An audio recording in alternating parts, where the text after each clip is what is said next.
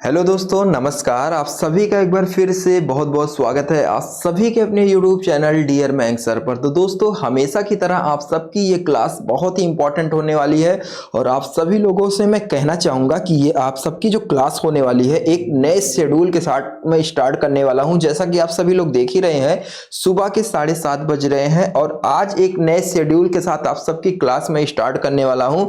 पहले सबसे आप सभी को मैं क्लास की टाइमिंग बताना चाहूँगा कि आप सबकी ये जो क्लास है इस चैनल पर कितने बजे चलने वाली है, कितने बजे कौन सी क्लास प्रोवाइड की जाएगी। तो आप लोग इसे ध्यान से देखिए। जो आप सबकी पहली क्लास चल रही है वो चल रही है जीके की। ठीक है, जीके की ये क्लास जो है इस समय जो मैं पढ़ा रहा हूं ये आपकी 7:30 जो कि सुबह के टाइम, ये ध्यान से देखिए। पहली क्लास आपकी जीके की चलेगी इस चैनल पर, डियर मैंग सर वाले चैनल पे आपकी पहली क्लास 7:30 बजे चलेगी सुबह के टाइम। दूसरी क्लास आप सबकी चलेगी, आप सभी लोग ध्यान में रखिए, जो दूसरी क्लास आप सबकी जीके के बाद जीएस की क्लास जो कि आपकी 9:30 बजे, जी हाँ 9:30 पर प्रोवाइड की जाएगी। बहुत ही इंपॉर्टेंट क्लास है, ये भी आप सभी को देखना चाहिए। और बात करें दोस्तों तीसरे क्लास की, तो तीसरी क्लास आप सबकी आपकी करंट अफेयर की चलेगी। जी हाँ, करंट अफेयर की जो कि आपकी चलेगी 10:30 बजे सुबह के ही टाइम। आप सभी को ये चीज ध्यान में रखना है। और आपकी जो लास्ट क्लास इस चैनल पर आपको प्रोवाइड की जाएगी वो चलेगी जीके स्पेशल। जी हाँ, जीके स्पेशल ये क्लास बहुत ही इंपॉर्टेंट है जो कि आपकी 10 बजे चलेगी, वो भी रात के समय पीएम। तो आप सभी की ये जो बहुत ही इंपॉर्टेंट क्लास है, ध्यान से देखिए। पहली क्लास जो कि इस समय मैं प्रोवाइड कर रहा हूं आप सभी को लिए जीके की, जो कि 7:30 बजे इस समय मैं पढ़ा रहा हूं, ये पहली क्लास है। दूसरी क्लास आप सबकी 9:30 बजे सुबह के ही टाइम। तीसरी क्लास करंट अफेयर की जो कि आपकी 10:30 बजे सुबह के ही टाइम चलेगी। और चौथी क्लास आप सबकी जीके की स्पेशल क्लास है ये, जो कि आपकी 10 बजे मतलब रात में चलेगी। बहुत ही इंपॉर्टेंट ये क्लासेस हैं। और जितने भी लोग चैनल पर नए हैं, सबसे पहले चैनल को सब्सक्राइब कर लें, जिससे कि आने वाले क्लास के नोटिफिकेशन आप सभी को जो है आसानी से मिल जाया करें। तो चलिए स्टार्ट करते हैं। हम लोग यहाँ पर जितने भी प्रश्न हैं वो बताने का प्रयास करेंगे आप सभी लोग। उम्मीद करता हूं कि ऐसे प्रश्नों को आप लोगों ने एक बार जरूर देखा होगा। मैंने एक बार ये क्लास लिया था, पढ़ाया भी था, लेकिन उस दिन बच्चे कम जुड़े थे और उस पे व्यूज भी कम आए थे। तो मैंने सोचा कि वो क्लास एक बार मैं फिर से चलाऊं, जिससे कि ज़्यादा से ज़्यादा लोग इस क्लास को अच्छे से देख सकें और हर एक प्रश्न बताने का प्रयास करें। ठीक है, चलिए स्टार्ट करते हैं। संविधान का कौन सा अनुच्छेद बच्चों के शोषण का निषेध करता है? अनुच्छेद 19, अनुच्छेद 17, अनुच्छेद 23, या बात करते हैं अनुच्छेद 24 की।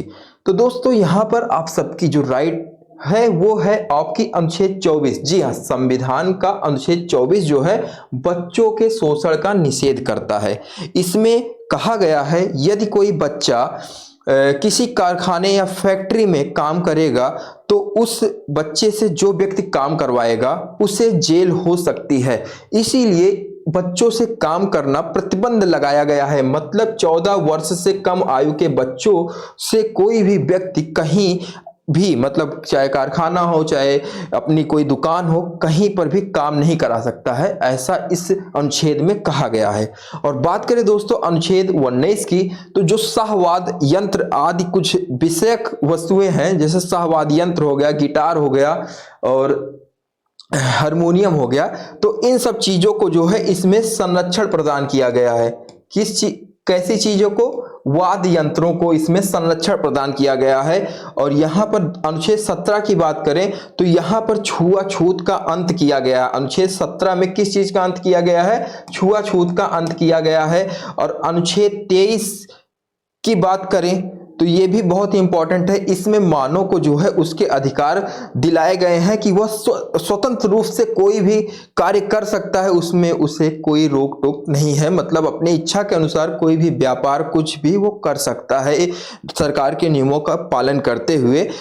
उसके बाद उसके ऊपर कोई भी अन्य व्यक्ति हस्तक्षेप नहीं कर सकता है। ठीक है, अनुच्छेद 23 में ऐसा बताया गया। तो इसी के साथ दोस्तों हम लोग बढ़ते हैं अपने अगले प्रश्न की तरफ। अगला प्रश्न बहुत ही इंपॉर्टेंट है, ध्यान से देखिए। निम्नलिखित में कौन अनन्य रूप से प्रशासकीय तंत्र से संबंधित थी? आपके ऑप्शंस है पाल एपीलवी रिपोर्ट, या आपका ऑप्शन नंबर बी संतानम, समिति रिपोर्ट या सरकार या आयोग रिपोर्ट या उपयुक्त में से कोई नहीं। तो निम्नांकित में से अनन्य रूप से प्रकाशीय तंत्र से संबंधित थी, तो इसमें कुछ ज्यादा खास नहीं है। ऑप्शन नंबर ए को आप लोग टिक कर लीजिए, पाल एपिलबी रिपोर्ट यहां पर आपका बिल्कुल करेक्ट हो जाएगा। चलिए अगले प्रश्न की तरफ बढ़ते हैं दोस्तों।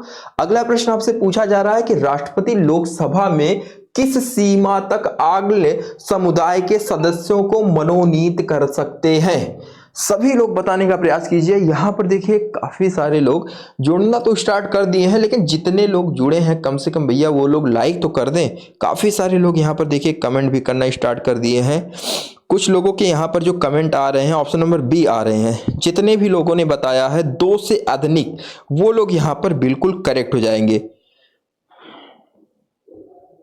जी हाँ, राष्ट्रपति लोकसभा में किस सीमा तक आग्नेय भारतीय समुदाय के सदस्यों को मनोनीत कर सकते हैं? तो 2 से अधिक सदस्यों को मनोनीत कर सकते हैं। और दोस्तों यहाँ पर आप सभी को एक वर्ड मिल रहा होगा, आग्नेय भारतीय। आखिर ये आग्नेय भारतीय है क्या?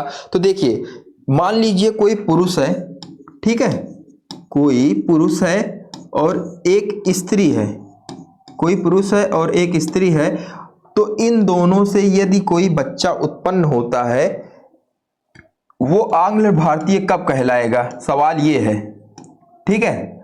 वो आग्नेय भारतीय कब कहलाएगा? वो आग्नेय भारतीय तब कहलाएगा जब पुरुष इंडिया का हो और महिला जो है वो विदेश की हो, ठीक है। महिला क्या है? विदेशी हो और पुरुष जो है इंडियन हो, तब उनसे जो उत्पन्न बच्चा होगा वो क्या कहलाएगा? आग्नेय भारतीय। जी हाँ, बहुत ही सिंपल है। पुरुष इंडिया का होना चाहिए, स्त्री विदेशी होनी चाहिए, तो उनसे जो उत्पन्न बच्चा होगा वो क्या होगा? आग्नेय भारतीय कहलाएगा। बहुत ही इंपॉर्टेंट है, ध्यान से देखिए। ऑप्शन नंबर 2 यहाँ पर बिल्कुल राइट हो जाएगा। और ये एक छोटा सा फैक्ट है, इसे आप लोग समझ गए होंगे, उम्मीद करता हूं। चलिए अगले प्रश्न की तरफ बढ़ते हैं दोस्तों। अगला प्रश्न आप सबके सामने आ चुका है, वह एक अनुच्छेद जिसे सर्वोच्च न्यायालय से इस प्रकार व्याख्यात कर दिया गया है कि उसमें समस्त कल्पनीय मानवाधिकार सम्मिलित हो गए हैं। बहुत ही अच्छा प्रश्न है दोस्तों। यहाँ पर सभी लोग फटाफट बताने का प्रयास कीजिए। देखिए यहाँ पर सभी लोग यहाँ पर बताने का प्रयास कर रहे हैं। और आप सभी लोगों से एक रिक्वेस्ट है कि यदि चैनल पर नए हैं तो चैनल को सब्सक्राइब करना ना भूलें दोस्तों। और सभी लोग फटाफट बताते हुए चले, और संख्या बहुत कम है दोस्तों। मैं उम्मीद करता हूँ कि आप सभी लोग क्लास को शेयर करें जिससे कि ज़्यादा से ज़्यादा लोग जुड़ सकें, ठीक है। तो यहाँ पर देखिए जितने भी लोगों ने ऑप्शन नंबर सी को बताया है, अनुच्छेद 21 जो है जिसे सर्वोच्च न्यायालय ने इस प्रकार व्याख्यात कर दिया है कि उसमें समस्त कल्पनीय मानवाधिकार सम्मिलित हो गए हैं। ऑप्शन नंबर आपका सी वाला बिल्कुल राइट है। चलिए अगला प्रश्न बहुत ही इंपॉर्टेंट है, ध्यान से देखिए और बताने का प्रयास कीजिए दोस्तों। निम्नलिखित देशों में किसकी सीमा जो है अफगानिस्तान से नहीं मिलती है? जी हाँ, ये वर्ड पकड़िए, अफगानिस्तान से नहीं मिलती है, ठीक है। तो यहां पर ऑप्शंस आपके दिए गए हैं। ऑप्शन ए आपका क्या है? उज्बेकिस्तान। ऑप्शन बी आपका क्या है? तजाकिस्तान। और ऑप्शन सी आपका है रूस। ऑप्शन डी आपका है तुर्कमेनिस्तान। तो दोस्तों मैं आपको बताना चाहूंगा कि यहां पर ऑप्शन नंबर सी वाला, जी हाँ, जितने भी लोगों ने ऑप्शन नंबर सी को बताया है वो लोग यहां पर बिल्कुल करेक्ट हो जाएंगे, ठीक है। मैं आपको बताना चाहूंगा कि अफगानिस्तान से जो है रूस देश की सीमा नहीं मिलती है, बाकी आपका ये तीनों जो देश है ये तीनों मिलती है। और इसके अलावा भारत, ठीक है, और एक देश आपका ईरान, और एक देश आपका चीन, और एक देश की बात करें पाकिस्तान, ठीक है। इन सब देशों को आपको मैं क्यों बता रहा हूं, ये 3 देश के अलावा मतलब उज्बेकिस्तान, तजाकिस्तान और तुर्कमेनिस्तान के अलावा भारत, ईरान, चीन, पाकिस्तान, इन 4 देशों से भी जो है आपकी अफगानिस्तान की सीमा मिलती है, ठीक है, ना कि रूस से मिलती है। रूस को छोड़कर ये 3 देश और ये 4 देश, इन 4 देशों से और इन 3 देशों से आपकी अफगानिस्तान की सीमा मिलती है। चलिए अगले प्रश्न की तरफ बढ़ते हैं। अगला प्रश्न है, विश्व की सबसे गहरी झील कौन सी है? इस प्रश्न को मैं बताने से पहले आप सबके एक जो है आप सबके एक विचार हैं जो कि बहुत ही मुझे उस पे खेद है कि मैंने उस दिन आप सबको गलत बताया था। ठीक है, आप सबकी शिकायतें बहुत ही भारी पड़ गई उस दिन, क्योंकि उस दिन हमने आप सबको एक प्रश्न जो है गलत बता दिया। उसके लिए मैं क्षमा चाहता हूं आप सभी से। उस दिन मैंने आप सभी को बताया था कि जो आपकी एक आप सबकी एक जो प्रश्न है कि दिसपुर, जी हाँ, असम की राजधानी, असम की राजधानी,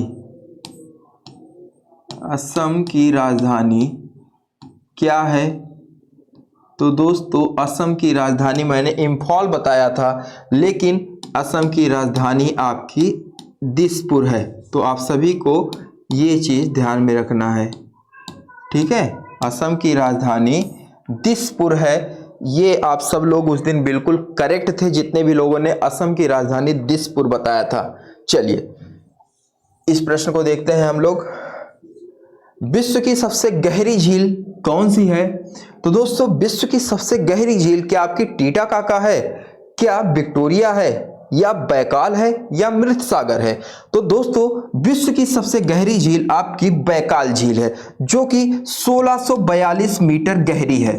ठीक है, कितनी गहरी है? 1642 मीटर गहरी है, और सबसे गहरी होने के कारण ये विश्व की सबसे गहरी झील की श्रेणी में नंबर 1 पे है।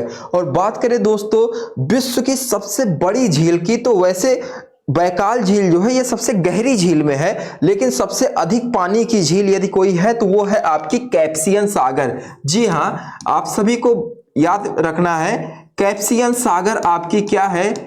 कैस्पियन सागर ये आपकी सबसे ज्यादा पानी वाली झील है। मतलब क्षेत्रफल के मामले में ये बड़ा है, लेकिन गहराई के मामले में ये आपकी बैकाल झील बड़ी है। और आपका टीटाकाका की बात करें तो ये आपकी दोस्तों दक्षिण अमेरिका, जी हाँ, दक्षिण अमेरिका की सबसे बड़ी झील है। ठीक है, कहाँ की? दक्षिण अमेरिका की सबसे बड़ी झील है। और विक्टोरिया की बात करें तो ये अफ्रीका की सबसे बड़ी झील है। कहाँ की दोस्तों? अफ्रीका की सबसे बड़ी झील है। और बात करें यहां पर मृत सागर की तो ये आपका जॉर्डन, ठीक है, इजराइल,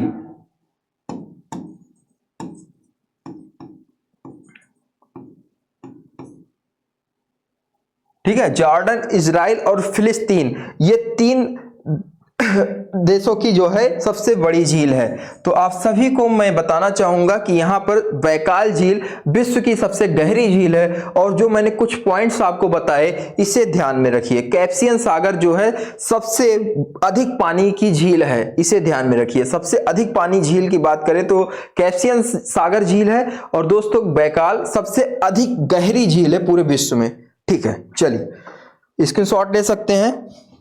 अगले प्रश्न की तरफ बढ़ते हैं। अगला प्रश्न आप सभी के सामने आ चुका है, ध्यान से देखिए। और सभी लोगों से रिक्वेस्ट है कि कमेंट करते हुए चलिए, हर एक प्रश्न बताने का प्रयास कीजिए, जिससे कि आप सबका जो क्लास है बहुत ही अच्छे से चले। ठीक है, चलिए बताने का प्रयास कीजिए। देखिए जितने भी लोग नए हैं चैनल को सब्सक्राइब करना बिल्कुल भी न भूलें। तो यहाँ पर आप लोग बताने का प्रयास कीजिए कि निम्नांकित अफ्रीकी देशों की दक्षिण से उत्तर की और सही स्थिति का क्रम क्या है? तो आपके ऑप्शंस दिए गए हैं दोस्तों, ध्यान से देखिए। नाइजीरिया, दक्षिण अफ्रीका, तंजानिया, या आपका अल्जीरिया। तो दोस्तों यहां पर आप सभी लोग ध्यान से देखिए, ऑप्शन नंबर आप लोग ए वाला देख सकते हैं, बिल्कुल करेक्ट हो जाएगा। ऑप्शन नंबर ए आपका क्या है? दक्षिण अफ्रीका जो है आपका ये पहले पर आएगा, बी वाला। सी वाले की बात करें तो ये आपका सेकंड पे आएगा, तंजानिया। और ए की बात करें दोस्तों तो ये आपका आएगा 3rd नंबर पे। ठीक है, नाइजीरिया। और बात करें दोस्तों अल्जीरिया की तो ये आपका आएगा 4th नंबर पे। ठीक है, बहुत ही इंपॉर्टेंट क्लास है आप सबका। यहाँ पर ऑप्शन नंबर ए जो है बिल्कुल करेक्ट हो जाएगा। आप सभी लोग एक इसका स्क्रीनशॉट ले सकते हैं। चलिए अगले प्रश्न की तरफ बढ़ते हैं। अगला प्रश्न आपसे पूछा जा रहा है कि भारत में सबसे अधिक अभ्रक उत्पादक राज्य है झारखंड, कर्नाटक, राजस्थान, मध्य प्रदेश। तो अभ्रक का उत्पादन सबसे अधिक झारखंड या कर्नाटक या राजस्थान या मध्य प्रदेश में होता है। तो दोस्तों यहाँ पर जितने भी लोगों ने राजस्थान को बताया है वो लोग यहाँ पर बिल्कुल करेक्ट हो जाएंगे। और राजस्थान जो है ये पूरे भारत में सबसे बड़ा राज्य है। क्षेत्रफल के मामले में ये भारत में पहले स्थान पर आता है। ठीक है, और आप सबको मैंने कई बार बताया है सबसे बड़ा राज्य राजस्थान है और सबसे छोटा राज्य आपका, सबसे छोटा स्मॉल, ठीक है, सबसे छोटा राज्य क्या है आपका, गोवा। ठीक है, आप सभी को ये चीज़ ध्यान में रखना है। सबसे बड़ा क्या है, राजस्थान है, सबसे छोटा गोवा है, आपका यूपी आता है चौथे स्थान पर। क्षेत्रफल के मामले में, जनसंख्या के मामले में भारत में पहले स्थान पर यूपी है। चलिए अगला प्रश्न आपसे पूछा जा रहा है कि निम्नलिखित पत्तनों में कौन भारत के लौह अयस्क का सर्वाधिक निर्यात करता है? कोच्चि, चेन्नई या आपका मारुम गोवा या आपका पारादीप। तो दोस्तों यहाँ पर ऑप्शन नंबर डी आप लोग टिक कर सकते हैं, बहुत ही इंपॉर्टेंट है। पारादीप यहाँ पर जितने भी लोगों ने बताया है वो लोग यहाँ पर बिल्कुल करेक्ट हो जाएंगे। जी हाँ, ऑप्शन नंबर डी यहाँ पर काफी सारे लोगों ने बताया है, वो लोग यहाँ पर बिल्कुल राइट है। चलिए अगले प्रश्न की तरफ बढ़ते हैं। निम्न प्रकार के वृक्षों में सामाजिक वनिका हेतु किसके रोपण की प्रोत्साहित जो है किया जाता है? बताइए। फल उत्पादन, ईंधन उत्पादन, चारा उत्पादक या आपका बहु उपयोगी। तो दोस्तों यहाँ पर जितने भी लोगों ने ऑप्शन नंबर डी को बताया है बहु उपयोगी, वो लोग यहाँ पर बिल्कुल राइट हो जाएंगे। ऑप्शन नंबर आपका डी वाला जितने भी लोगों ने बताया है वो लोग यहाँ पर बिल्कुल राइट हो जाएंगे। सामाजिक वन का हेतु बहु उपयोगी वृक्षों में सामाजिक बहुउपयोगी वृक्षों में सामाजिक वन का हेतु जो है रोपण को प्रोत्साहित किया जाता है। ऑप्शन नंबर डी आपका यहाँ पर बिल्कुल राइट है। अगला प्रश्न आप सभी के सामने आ चुका है, ध्यान से देखिए। हृदय जो है कब विश्राम करता है? कभी नहीं विश्राम करता, या निद्रा अवस्था में, या आराम की स्थिति में, या आपका ऑप्शन नंबर डी उपयुक्त में से कोई नहीं। तो दोस्तों हृदय कब विश्राम करता है, इंपॉर्टेंट प्रश्न है। तो यहाँ पर मैं आपको बताना चाहूंगा, यहाँ पर आपका ऑप्शन नंबर डी बिल्कुल करेक्ट हो जाएगा। इनमें से यहाँ पर कोई भी ऑप्शन आपका सही नहीं है। हृदय जो है आपका दो धड़कनों के बीच में विश्राम करता है। ठीक है, यहाँ पर आपको पता होना चाहिए हृदय क्या दो धड़कनों के बीच में विश्राम करता है। तो ऑप्शन नंबर डी आप लोग बिल्कुल करेक्ट कर लीजिए। अगला प्रश्न आपसे क्या पूछा जा रहा है, ध्यान से देखिए। जहां विज्ञान एवं पर्यावरण केंद्र स्थित है वह नगर कौन सा है? बेंगलोर है, या आपका कोलकाता है, या नई दिल्ली है, या हैदराबाद है? आप सभी लोग बताने का प्रयास कीजिए। बेंगलोर, कोलकाता, नई दिल्ली या हैदराबाद। तो दोस्तों यहाँ पर भारत की राजधानी नई दिल्ली, जो कि आपके किस चीज के बारे में, किस चीज के लिए, जहां विज्ञान एवं पर्यावरण केंद्र है, ठीक है, इसलिए प्रसिद्ध है। तो ऑप्शन नंबर सी आप लोग यहाँ पर बिल्कुल करेक्ट कर लीजिए। काफी सारे लोगों ने यहाँ पर ऑप्शन नंबर सी सही बताया है। जितने भी लोगों ने बताया है वो लोग यहाँ पर बिल्कुल करेक्ट हो जाएंगे। चलिए ऑप्शन नंबर सी आपका यहाँ पर बिल्कुल राइट हो जाएगा। अगला प्रश्न है, वह कौन सा मानव अंग है जिसके रोगग्रस्त हो जाने पर डायलिसिस की आवश्यकता पड़ती है? जी हाँ, ऑप्शन नंबर आपका क्या सही हो जाएगा, बताने का प्रयास कीजिए। देखिए वृक्क जो है, ठीक है, ऑप्शन नंबर बी, वृक्क मानव शरीर का एक ऐसा अंग है जिसके रोगग्रस्त हो जाने पर डायलिसिस की आवश्यकता पड़ती है। ठीक है, और डायलिसिस होता क्या है आप सभी को पता होना चाहिए कि जब जो मानव के किडनी जो होते हैं यदि खराब हो जाते हैं, दोनों किडनी यदि खराब हो जाते हैं, तो जो किडनी का कार्य जो है जब कृत्रिम तरीके से डॉक्टर्स कराते हैं, तो वो जो कृत्रिम तरीके से किडनी का कार्य किया जाता है उस क्रिया को, उस प्रक्रिया को हम लोग क्या कहते हैं, डायलिसिस। ठीक है, तो कृत्रिम तरीके से किया हुआ प्रक्रिया होता है उससे हम लोग कहते हैं डायलिसिस। तो यहाँ पर ऑप्शन नंबर बी जो है वृक्क बिल्कुल करेक्ट हो जाएगा। वृक्क जो है मानव शरीर का ऐसा अंग है जिसके रोगग्रस्त हो जाने पर डायलिसिस की आवश्यकता पड़ती है। ठीक है, तो ऑप्शन नंबर बी आपका यहाँ पर बिल्कुल करेक्ट हो जाएगा। अगला प्रश्न आपसे क्या पूछा जा रहा है, ध्यान से देखिए। यहां पर आपके एक तरफ दिए गए हैं अणु, एक तरफ दिए गए हैं तत्व। आपको बताना है, यहाँ पर सही मिलान करना है। विटामिन B12 आपका किससे रिलेट करेगा? आपके ऑप्शंस दिए गए हैं, मैग्नीशियम, कोबाल्ट, कॉपर या आयरन। आप लोग बताने का प्रयास कीजिए। यहाँ पर जितने भी लोग जुड़े हैं सभी लोग बताने का प्रयास कीजिए। देखिए यहाँ पर सभी के ऑप्शन ज्यादातर यहाँ पर कुछ लोगों ने बताया है B12 जो है आपका कोबाल्ट से रिलेट करता है। तो जितने भी लोगों ने कोबाल्ट बताया है वो लोग यहाँ पर बिल्कुल करेक्ट हो जाएंगे, ठीक है। और बात करें दोस्तों हीमोग्लोबिन की, तो यहाँ पर कुछ लोगों ने यहाँ पर बताया है ऑप्शन नंबर चौथे को आयरन। तो जितने भी लोगों ने आयरन बताया है वो लोग यहाँ पर बिल्कुल करेक्ट हो जाएंगे, ठीक है। बात करें दूसरे और चौथे से रिलेट कर रहा है तो ऑप्शन नंबर ए आप सभी लोग देख सकते हैं, यहाँ पे दूसरा और चौथा यहाँ पर ही दिया गया है और किसी भी ऑप्शन में ऐसा नहीं है। तो यहाँ पर जितने भी लोगों ने बताया है ऑप्शन नंबर ए को वो लोग यहाँ पर बिल्कुल करेक्ट हो जाएंगे। क्लोरोफिल की बात करें तो आपका ये मैग्नीशियम से रिलेट कर रहा है। और बात करें दोस्तों चाल्कोपाइराइट की, तो ये आपका कॉपर से रिलेट कर रहा है। तो ऑप्शन नंबर आपका ए वाला जो है यहाँ पर बिल्कुल करेक्ट हो जाएगा। जी हाँ, चलिए इसी के साथ हम लोग बढ़ते हैं आज की इस क्लास के लास्ट प्रश्न की तरफ। बहुत ही इंपॉर्टेंट ये प्रश्न आप लोग बताने का प्रयास कीजिए कि विकिरण चिकित्सा में कोबाल्ट 60 को इसलिए प्रयुक्त किया जाता है क्योंकि उसके विशिष्ट गुण के कारण जो है उत्सर्जित होती है अल्फा किरणें, बीटा किरणें या एक्स किरणें या गामा किरणें।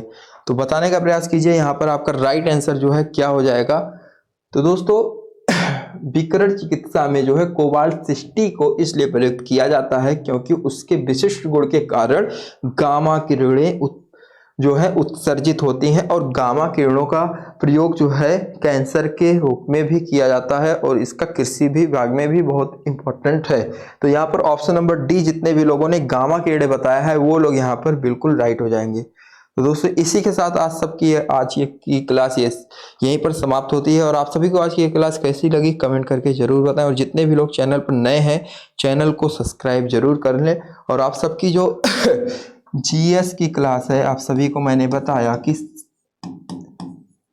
9:30 बजे सुबह के ही टाइम प्रोवाइड की जाएगी, तो इस क्लास को भी आप लोग देखना बिल्कुल भी ना भूलिएगा। तो चैनल को सब्सक्राइब करेंगे तो आप सबको लिंक आसानी से प्रोवाइड हो जाएगा। चैनल का लिंक आप सबको डिस्कशन बॉक्स में दे दिया जाएगा, तो चैनल को सब्सक्राइब जरूर कर लें। जय हिंद, जय भारत।